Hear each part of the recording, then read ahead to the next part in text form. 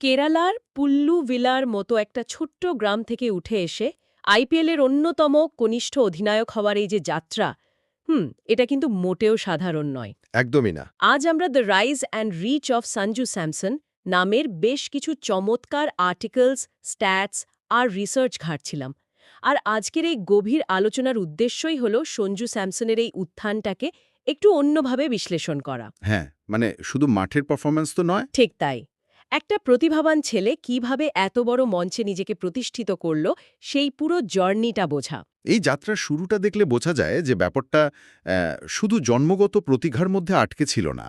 এর পেছনে একটা বিশাল লড়াই আছে। ১৯৯৪ সালে জন্মানো সঞ্জুর বাবা নিজে একজন প্রাক্তন ফুটবলার আর পুলিশ কনস্টেবল ছিলেন। হ্যাঁ, দিল্লির বিষয়টা ঠিক। ছেলের ক্রিকেটের উন্নত ট্রেনিংয়ের জন্য এই পরিবার পুরো কেরালা ছেড়ে দিল্লিতে পাড়ি জমিয়েছিল। একটা সন্তানের ভবিষ্যৎ গড়ার জন্য এই লেভেলের আত্মত্যাগ আসলে অভাবনীয়। এই জায়গাটাই ভীষণ কৌতূহলোদ্দীপক লাগে আমার। কেরালার শান্ত পরিবেশ থেকে দিল্লির মতো একটা জায়গায় ক্রিকেটের পাট নেওয়া, মানে দিল্লির ক্রিকেট সার্কিট তো বরাবরই খুব রুক্ষ আর তীব্র প্রতিযোগিতাপূর্ণ। একদম। দিল্লির ওই ধুলোমাখা পিচ আর প্রতিযোগিতাপূর্ণ পরিবেশ একজন ব্যাটারকে মানসিকভাবে শক্ত হতে বাধ্য করে।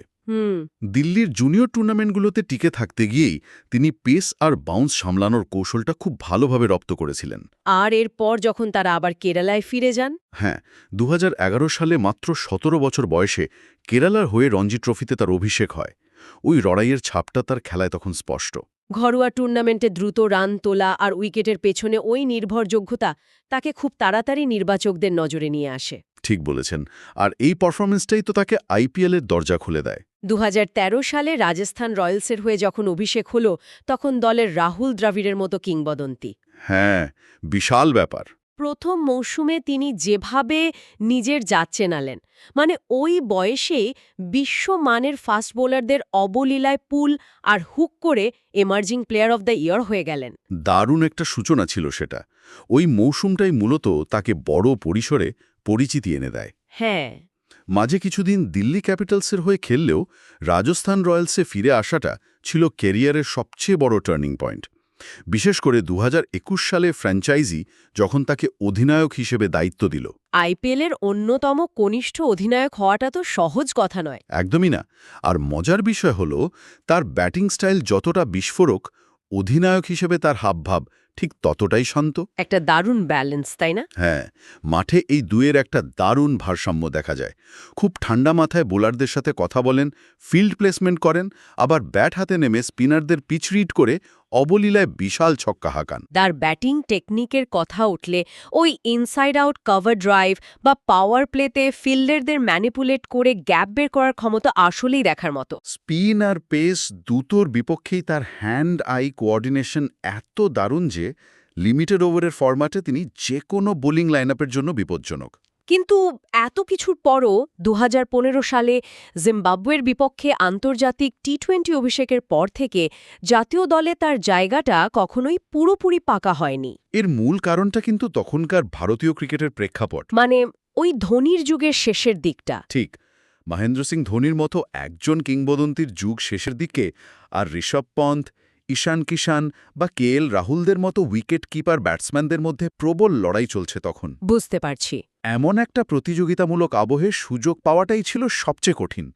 আন্তর্জাতিক স্তরে তার পরিসংখ্যান হয়তো সবসময় ধারাবাহিক ছিল না। কখনো দুর্দান্ত কিছু ইনিংস, হ্যাঁ, আবার কখনো দ্রুত রান তোলার তাড়নায় উইকেট ছুড়ে দিয়ে বাদ পড়েছেন।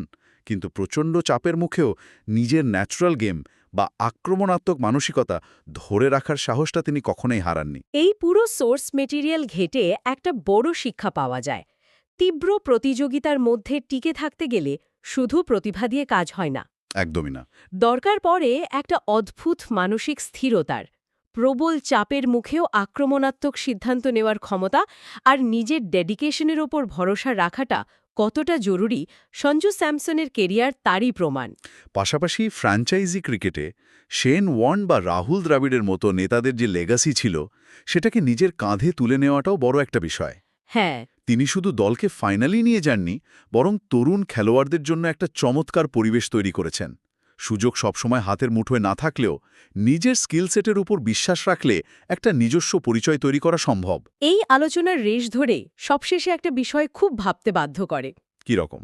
ভারতীয় দলে যখন এত তীব্র প্রতিযোগিতা আর আন্তর্জাতিক স্তরে সুযোগ যখন এতটাই সীমিত, তখন একজন ক্রিকেটারের উত্তরাধিকার কি শুধু আন্তর্জাতিক ম্যাচের সংখ্যা দিয়েই মাপা উচিত? ভালো পয়েন্ট।